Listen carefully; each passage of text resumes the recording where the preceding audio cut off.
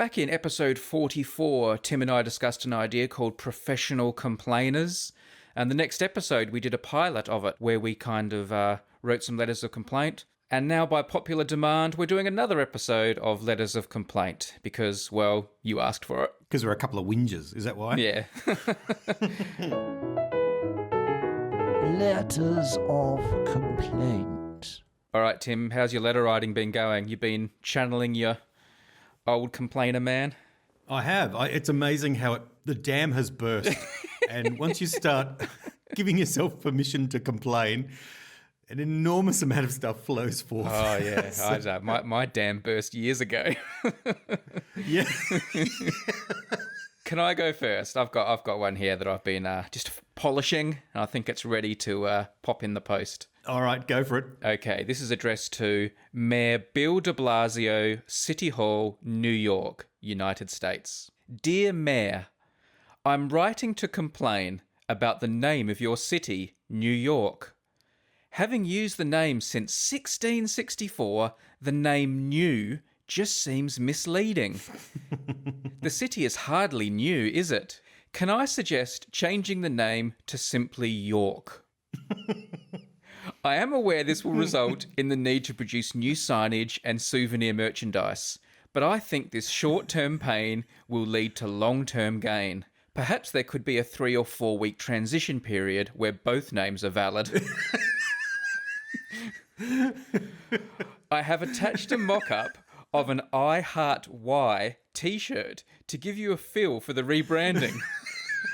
You may use this free of charge in any PowerPoint presentations, etc. As a courtesy, I will also write to the Lord Mayor of York here in England, suggesting he change the name of that city to Old York. I think this will better reflect Old York's quite historic look and prevent confusion when you change New York's name to simply York. Best wishes, Brady Harron. P.S. When I lived in Adelaide, we built an extension to our house and called it the New Room for several years. But eventually we realised this was silly and started calling it the Back Room. I'm not suggesting you rename your city Back York. That would be ridiculous. I am just hoping this personal anecdote will help you better understand my argument. I love the idea of a 3-week transitional period. I've got the second letter here that I've written to Lord Mayor Chris Cullick, St Helens Square, York, in the United Kingdom. Yes. Dear the Right Honourable the Lord Mayor of York, Reverend Councillor Chris Cullick, or if I may, Chris. Please find enclosed a copy of the letter I sent to the Mayor of New York, Bill de Blasio, suggesting he change the name of New York to simply York. If he heeds my advice, this will obviously put your own city of York into a difficult position, perhaps even force your hand. But I feel this could be a blessing in disguise. Renaming your city as Old York, I think, could result in increased tourism. I can envisage a scene like the end of Field of Dreams where cars queue for many miles to come and see your city's old buildings and Viking Museum. Have you seen Field of Dreams? It's an excellent movie. Kind regards, Brady Harron. Oh, that's that's good. Changing the branding of New York. That's great. I'll later on I'll send you a picture of the I Heart Y t-shirt I made. It's quite funny. Oh, cool. So I'll pop those letters in the post to the Mayor of New York and the Lord Mayor of York, and I'm quietly confident I'm going to get a positive response. I think I've made a solid argument. Do you think that you'll get a pushback argument, or do you think that it'll be just enacted immediately? It's the sort of thing that someone is likely to steal the credit for as an idea? I don't mind if someone steals the credit as long as the right decision's made. I think it could be one of those things that just goes through by acclamation without a vote or anything. It could. I did a bit of research, actually, because I always assumed New York was named after York in England. Like you know how in Australia lots of towns are named after, and suburbs for that matter, are named after places in England. Like the settlers just named things after England, to make them feel at home. And the state of New South Wales, well, of course. Yeah, indeed, yeah. So I always assumed that New York was named by sort of English settlers after York back home to make them feel at home. But in fact, it was just named after the Duke of York, who kind of led the military campaign to take New Amsterdam from the Dutch, and they named it after him. Oh. He later became King James II, quite about 21 years later. He was briefly the King of England, but he was James, Duke of York. So New York was actually named after him. I mean, being named after the Duke of York these days isn't really something to brag about, is it? The current Duke of York's in all sorts of strife. So Indeed. maybe now the time is right for a name change. That's Prince Andrew, of course, the Duke of York, for people who don't know, who's in a bit of hot water at the moment. Yes, but perhaps just removing the new's not the idea. Maybe they keep the new because if we change it to something else from York, it'll be something else. Oh, that's a good point. So yeah, maybe because Prince William's so popular and he's currently the Duke of Cambridge, is that right? It could be New Cambridge. or just New William. New William. Yeah. That's right. New Willie.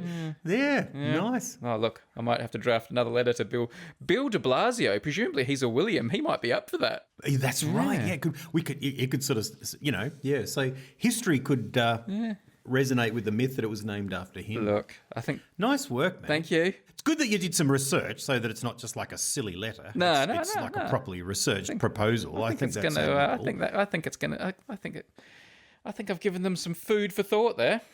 Letters of complaint. Anything you want to get off your chest? Well, I tell you, we're going to stay on the theme of York, New York, because mine actually is somewhat relevant to this. Mine is a letter to an executive producer by the name of David Milch. And here I write, Dear David, as one of the executive producers of the cool 90s police drama NYPD Blue, soon to be named YPD Blue, you should feel pretty proud. It's a cool show with lots of gritty, realistic sets, some good acting, shaky camera footage, and wicked opening credit tracks with lots of pounding drums. I love it. Yeah. Full respect to you and the late Stephen Bochco, who I know got a lot of credit for it, but then again, he also did make Doogie Howser MD. However, I'm writing to complain about the casting of episode 15 of season 2 and episode 24 of season 4. I think you know where this is going. Every week we have our regular heroes, Detective Sipowicz and Simone and the rest of the squad, but there's also weekly guest stars, the criminals. I'm not telling you anything you don't know here, but this week, in the first episode, it was played by the actor Richard Schiff. It's pretty cool to see him, actually, especially now that we know he goes on to play Toby Ziegler in The West Wing. You remember he plays a Romanian immigrant, Varton Ilescu. Now, as you know, one of the cool features of NYPD Blue is that not only do the main detectives' lives unfold, but also some criminals, informants, and other characters pop up again over the years. It's part of what makes the show feel like it's a genuine, developed world, which is why it's so weird and annoying to see Richard Schiff again turn up 2 seasons later as a totally different character. This time, he's a witness called Stephen Cameron, dealing with the same detectives. Oh. Why don't they stop and say, hang on a second, where's your accent? And why we put you in jail two seasons ago. This time he's called Stephen Cameron. How do you explain this? Were men with beards in short supply in New York in the 90s? Is LA running low on actors? Did you lose a bet to Richard Schiff? Or was this just a mistake? In Australia, we call a mistake a blue. And Mr. Milch, my friend, you have made one heck of an NYPD Blue. Yours truly, Tim Hine. Nice. Sorry, I got a bit worked up there, I have to say. I'm sorry about that, man. I'd like to get to this. In all seriousness, why do you think that happened? Do you think it was an oversight, or it can't have been an oversight? Why did they cast Richard Schiff in 2 different roles as an extra? I have no idea. You think of all the actors, all the extras desperate for a little bit of work, and here's one guy who just rolls into 2 different jobs in the same show. It's bizarre. I honestly think he's a friend of someone. I honestly think, you joked about a bet there, but I reckon there's some mates stuff going on there. There must be. In fact, looking through Wikipedia, I could see that he turns up in a few of their shows, some that didn't make it and so forth. But so he pops up again and again. Yeah. I don't know what he's got over them, but imagine getting it's not even like he walked through the back scene of this show and then he walked through the back scene again. It's like, what's that milkman doing there again? He's like a talking main plot character. And what series did you say they were? How far apart were they? 2 years. Okay. So like season 2 and season 4. So interesting. That is interesting. Oh, it's wrong. But anyway. Do you think they should do a bit of a George Lucas and to go back and like digitally change him in one of them so a different actor is inserted into the scenes, like, you know, meddling with Just turn him into Jabba the Hutt instead. Like very nice. Very nice. Tim, today's episode is sponsored, but I thought we should, you know, in keeping with the show, this should be a letter of complaint. So may I read you a letter I've written to Storyblocks? This is dangerous, man. Go for it. Dear Storyblocks, thank you for sponsoring this week's episode, but I am writing to complain. Your fantastic library of stock video images and sounds are undoubtedly a tremendous boon for all the filmmakers, audio producers, businesses, and creative people out there. The fact they can download all that great stuff by simply paying a very reasonable monthly fee is frankly incredible. Having over 1 million items in your rapidly expanding collection is also impressive. I myself have benefited tremendously from this service, often downloading sound effects and professional graphics for my own productions. But on reflection, is this really fair? You're essentially creating a media ecosystem where anyone can now produce high-quality content without having to travel the world, spend weeks on difficult locations, and spend vast sums of money creating their own media. Shots that were once only the domain of Hollywood studios can now be downloaded in seconds and license-free.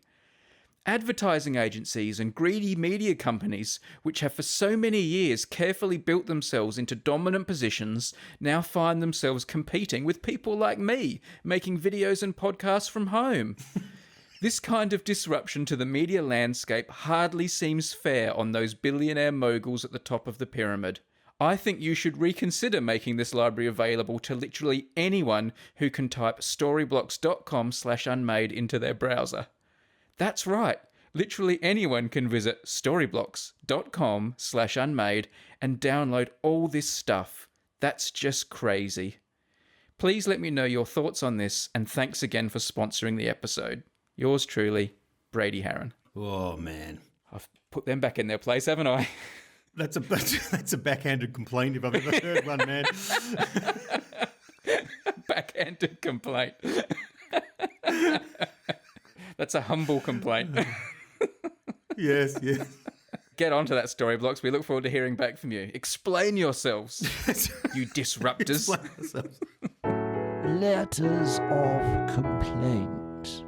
So I've got another one. I think I've got one that's a really good one to finish with, my third one. Is that how we're going? So I'll do one now, you'll do another one, and then I'll do one? Or have you got... Oh, spoilers, Tim. Spoilers. All right. Well, so basically you're saying you're going to burn off a bit of a rubbish one now before you do a good one later. Well, I've got a showstopper. Okay. And that better come at the end. Okay. Just to be Although fair. for some listeners, this may be the showstopper. That's right. In fact, this one is this is a show canceller. That's what I think they call it. All right. Look, I knew that civilians would love to hear a bit of a follow up on the letter that I sent last time to KFC. So I've decided to follow up with another letter, and I was prompted. This is not just a follow up. Hey, what's happening on the last letter? Something pretty significant has happened, as you'll see. Okay. Anyway, go on. Here we go. Richard Wallace, General Manager and Managing Director, KFC Pacific. Dear Mr. Wallace, you no doubt remember that I wrote to you last year after eating a KFC meal that was strangely mediocre. I'd not experienced that before and I was pretty thrown by it. You didn't reply at the time, but I do note that the chicken has improved lately, so thank you for attending to that in action, if not in words. Right. Unfortunately, now something else has happened. Oh, no. I was ordering a meal on your app on Saturday night and I noticed something called Christmas in July Feast plus KFC Christmas jumpers. What the? It's now August. Three of my favourite things in this world are number 1, KFC, number 2, Christmas, and number 3, Christmas jumpers, in that order. So where was this news a month ago? I'm writing to complain about a totally rubbish, insufficient marketing campaign on the KFC Christmas in July feast. Why has this been kept so quiet? It sounds awesome, and I'm very upset that me and my family have missed out all because we didn't hear about it. No advertising whatsoever. Just knowing it happened and we didn't hear about it makes me disappointed. Have you ever heard about something that was brilliant but had already finished? Well, this is like that. You've pretty much ruined Christmas in July. So, as compensation, can you please post me and my family a set of the lovely red and white Christmas in July feast jumpers? I've included our sizes below. Also, in my previous letter, I mentioned that I had found out about the existence of the KFC gold cards. Just noting and flagging that has not arrived yet, so please pop that in the same package as the jumpers. On the whole though, I must say things are good. No more mediocre chicken, so I'm very happy. I look forward to the jumpers. Tim Hine. Nice. Nice work. See, I butter him up at the end. Yeah. I like that you're making another play for the gold card as well. Yeah, oh yeah. That gold card. That wasn't accidentally sent to you, was it? Very good. I like it. Make sure you send that one off. Oh yeah. Oh. I reckon you might be a chance of getting that. I reckon you're a chance. If you get those jumpers, awesome. Oh, they're nice jumpers. Yeah. Have you, has this campaign been running over there? No. Or maybe it hasn't. Again, they just dropped the ball on marketing. It's not like KFC to skimp on advertising, though. I've not seen it anywhere, and it would have been so exciting. I don't know how we've missed it. I don't know. They've just obviously lowballed it. They've made it for... I do like how that starts with me thinking you were going to complain about Christmas in July, and it turns into a complaint that you weren't told about it. Very nice. Yes, that's right. Yes. Why weren't we told? Why weren't we told? Letters of complaint. Okay, I've got another one. All right. I don't think you're going to like this one. Hang on. Can I just say, do you feel better having? I think it's good having written the letter. You get even more passionate while you're writing the letter. And then when it's done, I feel strangely peaceful and satisfied. Yeah, you don't even have to send it to feel satisfied. But we are going to send these. Oh, yes. This one I'm going to send to Kathleen Kennedy, who's actually from Lucasfilm, but I'm writing this to her in her role as Chair of the Board of Trustees, the American Film Institute, Los Angeles. Right. Dear Ms. Kennedy, I am writing to complain about the 100 Years, 100 Movies list, first published in 1998 and then updated in later years. Specifically, I'm writing to complain about the inclusion of It's a Wonderful Life at number 11. My friend Tim has long talked about what a great film it is. His movie taste is pretty good, if a little on the posy side, so in recent months I attempted to watch it. And it's rubbish. After 3 separate sittings, I finally gave up, having not finished the film. It's insufferably long, and contrary to what everyone says, I found Jimmy Stewart's character unlikable and implausibly moody. I was somewhat relieved to see he was passed over for the acting Oscar. Otherwise, you can bet I'd be writing to the Academy next.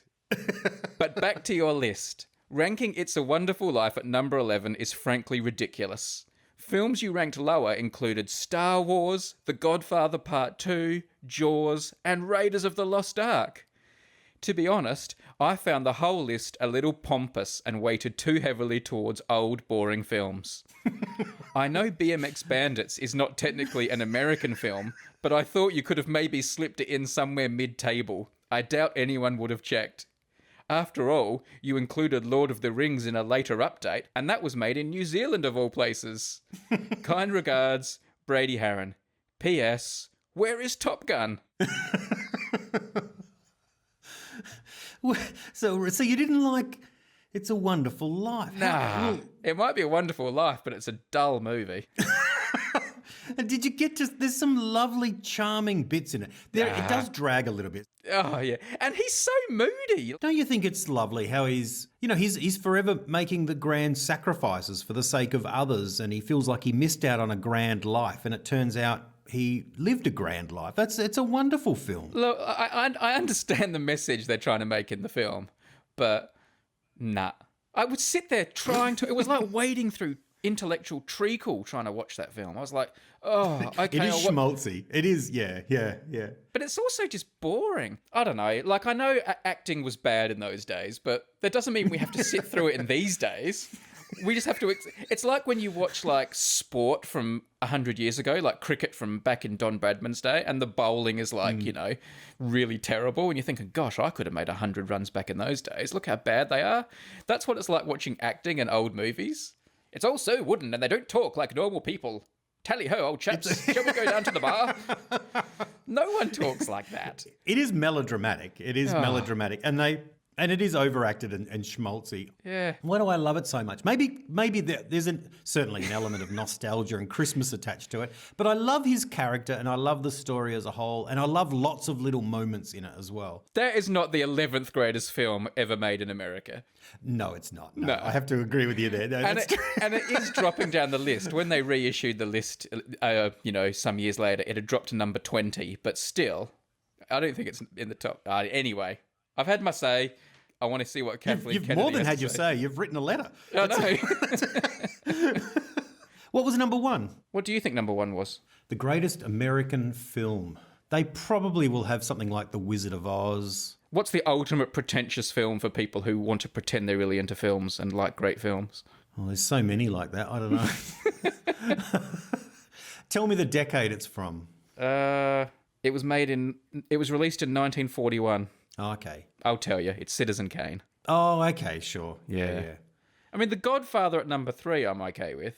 Yeah. I'm I was even wondering if okay that with was 1, 2, 3, 4, 5. The Wizard of Oz at number 6. Like, The Wizard of Oz is an old film that stands. I mean, that's 1939, and that stands up as a great film. What's number 2? Casablanca. Oh, okay. I think that's an overrated film. Oh, Gone with the Wind is number 4. That's overrated. They're all overrated. It's a poser list. They can't stand up to the weight of the status. Yeah, you watch it fresh and you go, "Nah, it's a good film," but yeah, they don't stand up in the same way. It's The Godfather. It's a poser list. Godfather's a great film. All right. Anyway, I'll send that off. I'll let you know what happens. Can I ask one more question about the list? Because I love lists.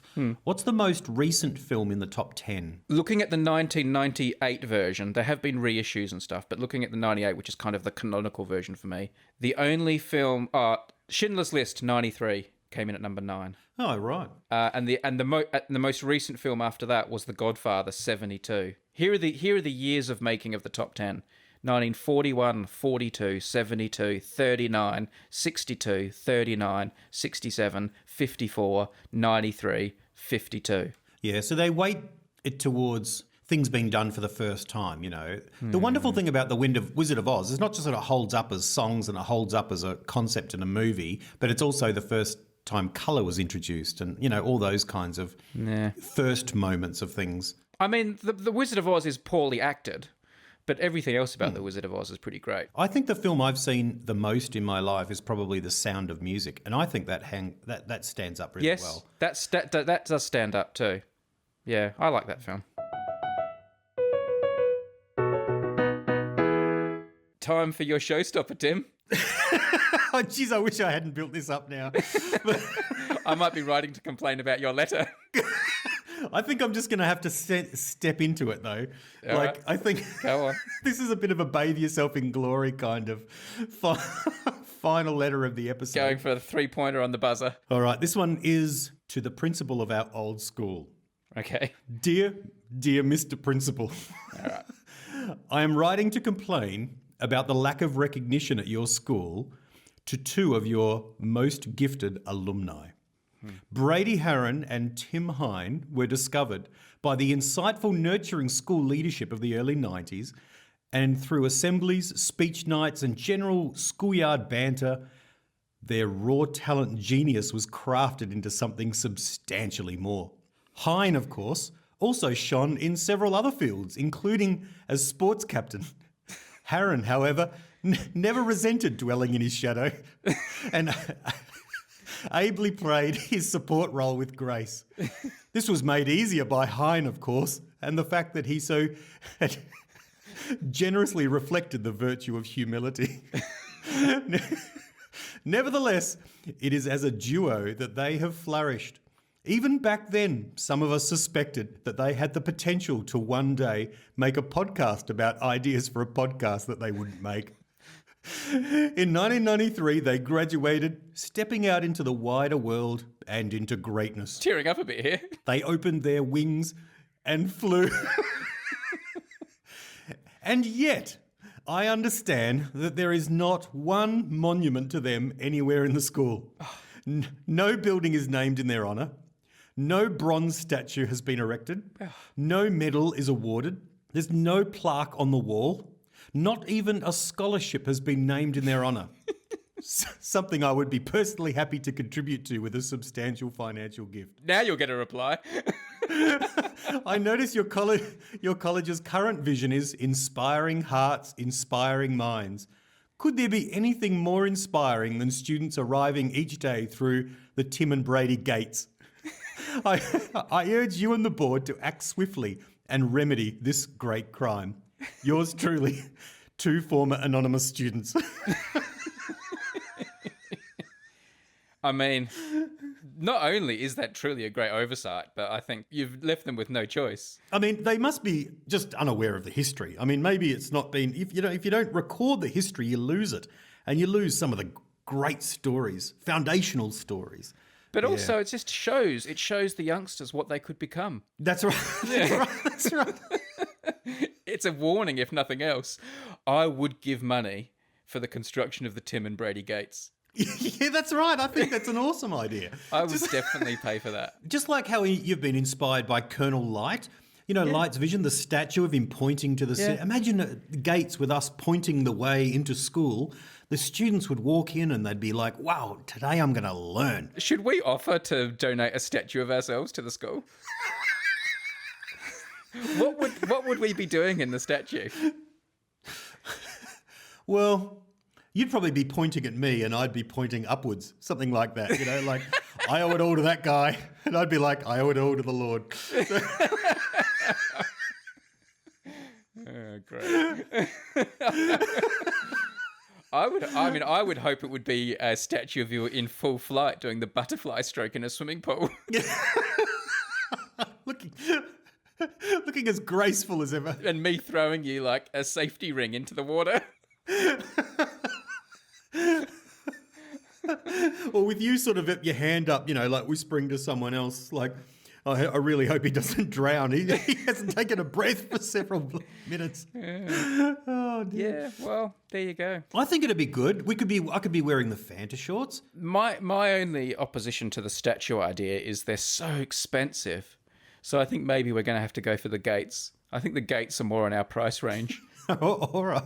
Yeah. What sort of gates do you see? Like the Brandenburg gates, you mean? Something grand like that? Well, that would be nice, but I'm thinking more like the You'll Never Walk Alone gates at Anfield, the Liverpool Football Club.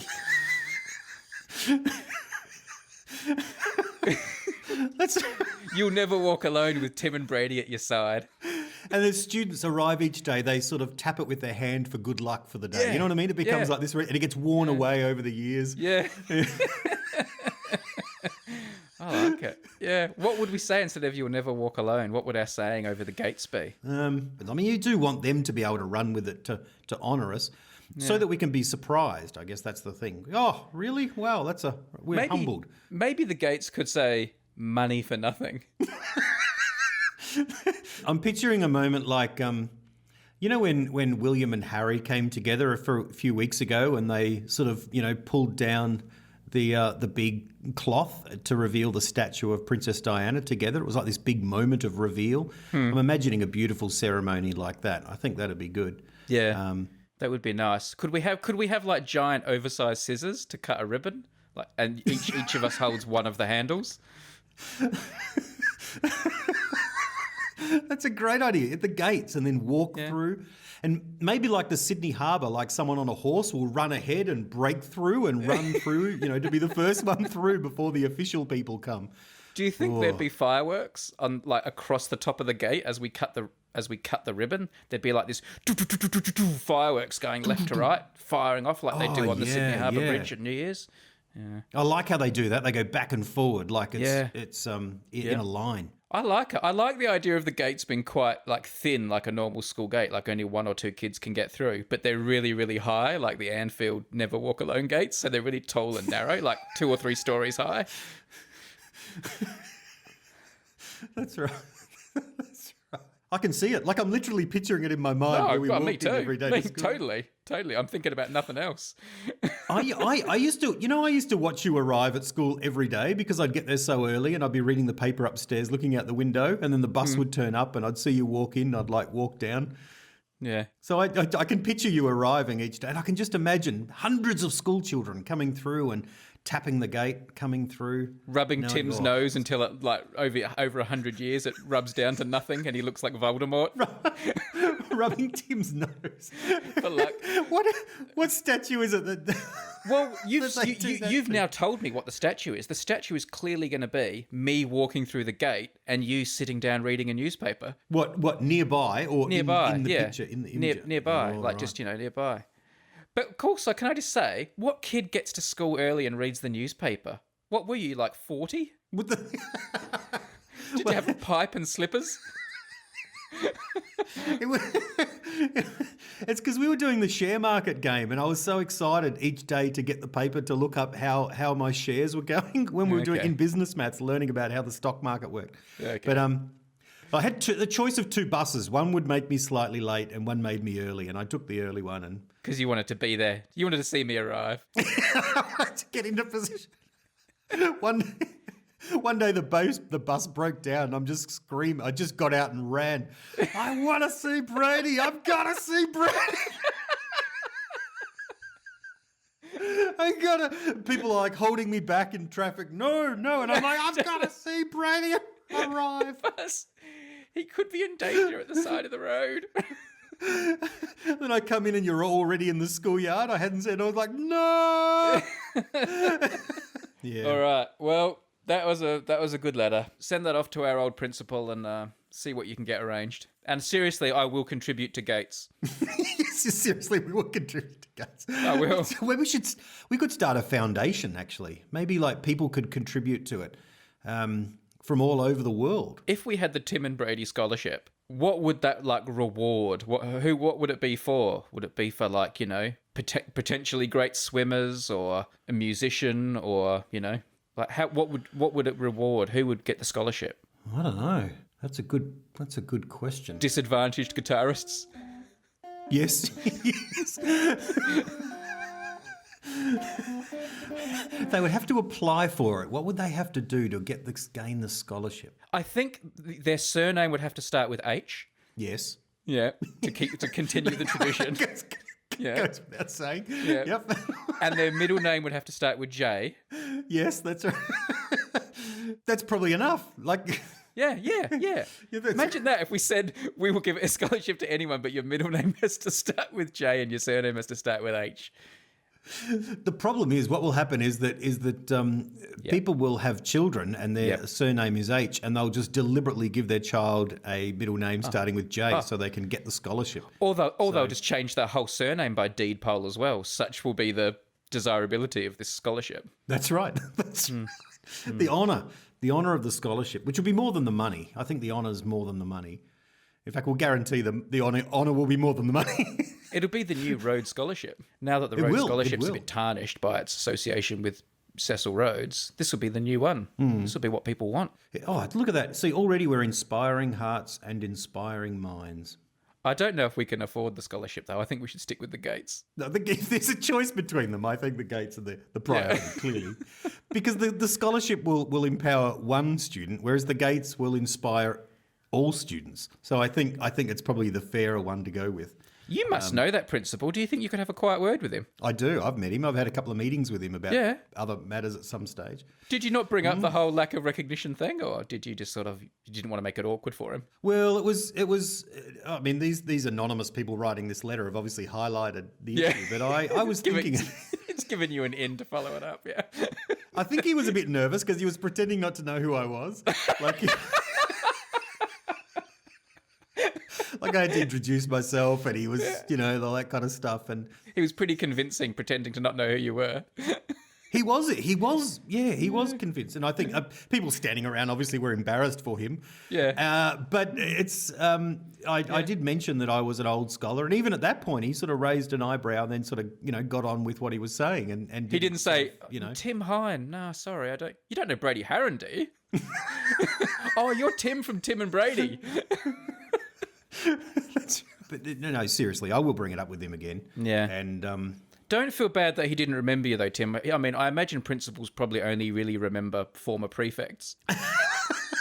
And of course, you weren't made a prefect, so he probably doesn't remember you. no, I guess I was too busy setting up the PA system for assemblies in the band to to be a prefect, and they didn't want to distract me from my scholarship, knowing that I was destined for greatness academically. You think the fact you set up the PA system for assemblies is way more impressive than it actually is. I was the only one who knew how to set up the PA system, and including for the socials, for the dances and stuff. Yeah. I was a semi DJ, I have to say. You were like, yeah. You were like the roadie of the school. Well, the roadie and the performer, I like to think. They're all sort of rolled into one. Yeah. Right. Yeah. It's not a common role these days. You don't see many international megastars who are also their own roadies. Well, they are, but the really good ones know how it all works, and they sort of give everyone a hand. You'll often see Bono 2 hours before a U2 concert plugging in speakers and checking the power. Well, he does wear a black t-shirt, so he's halfway there. Yeah. Well, do send that letter off, and I look forward to seeing Tim and Brady Gates. the Tim and Brady Gates. Do you know what we should do?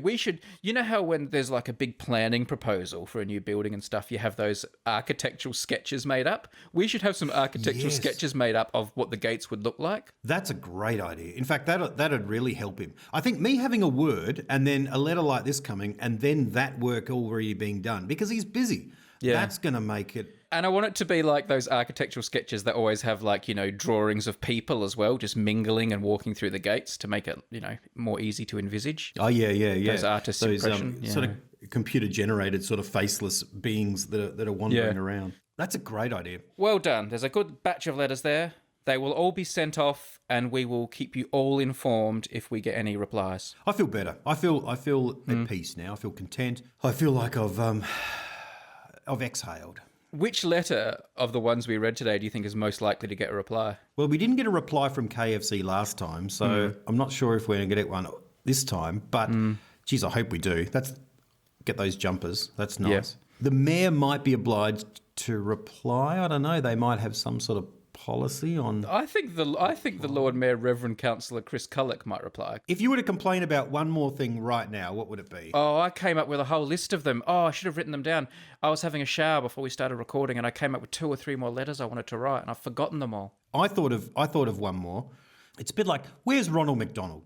Where's he gone? And the Hamburglar and Grimace. Yeah. So I'd write to McDonald's and say, is Ronald dead? Like, you never officially closed the book on what's happening with Ronald. Or is this like some kind of Britney Spears situation where Ronald McDonald's is being controlled by someone and not being allowed to control his own destiny?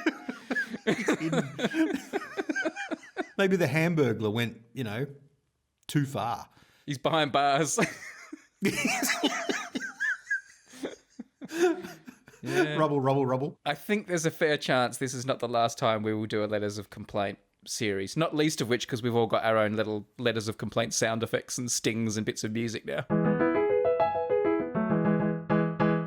Letters of Complaint. I wonder if people have any complaints regarding the Unmade podcast. What? Would people like to send... If they were sending a letter to the Unmade podcast, what would they complain about? Apart from your ideas. I can't believe I'm saying this, but if you would like to send a letter of complaint about the Unmade podcast, send it to unmadefm@gmail.com. And please, it must have the word complaint in the subject field so that when all the emails come in and I know what's what, anyone that's got complaint in it, I know which folder to put it in. So put complaint in the subject field and send your letter of complaint about the Unmade podcast. And... depending on what you say, we may read some out. How will you be able to distinguish these complaints from all the regular complaints? Good point.